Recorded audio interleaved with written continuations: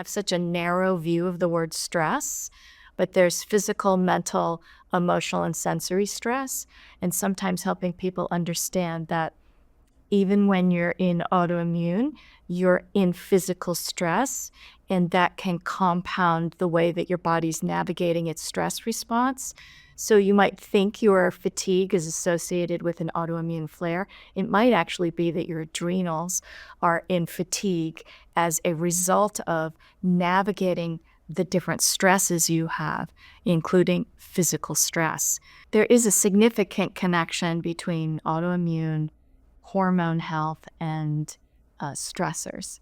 And women are more likely to come down with autoimmune than men. And women are more likely to be hormone dysregulated. And women are more likely to feel that they are under complex stress responses. So part of what we talk about in the breaking down of the different causes of autoimmune is this like hormone stress piece. And this can take on a variety of shapes once we get lab work back. Someone just complaining about deep fatigue and just depleted and low energy, and it may take on low focus or low motivation. But when you get functional lab work back, you could line up 5 people, they have the same complaint. Their labs could look different. We assume if we're tired, we must have low cortisol, but some people, they are stuck in that, like, their adrenals are firing cortisol. They're overproducing cortisol all the time. And so when that starts to happen, it dysregulates hormones. So people may come in and say, I think I'm in menopause, and that's their primary reason for coming in. And then, oh yes, they take thyroid medication. And we start by saying, well, let's do comprehensive traditional lab work.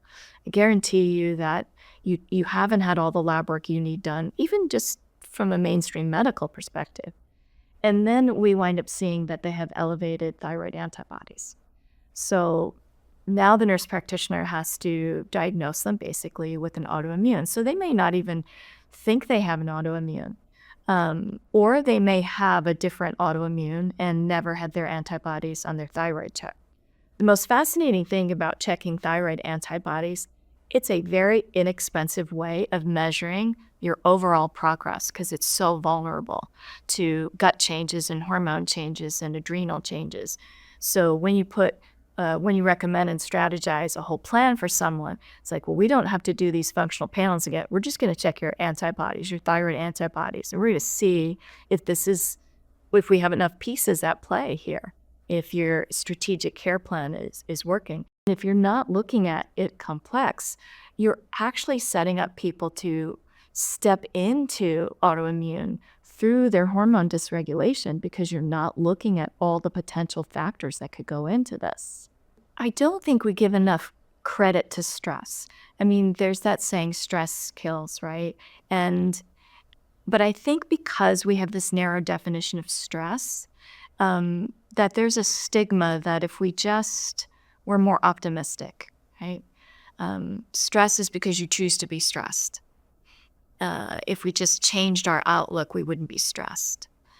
And I don't believe that that's the case. I think that, again, because stress can hit you physically, mentally, emotionally, sensory, I think if we understood that, and we understood that that unto itself can start to hijack the cells.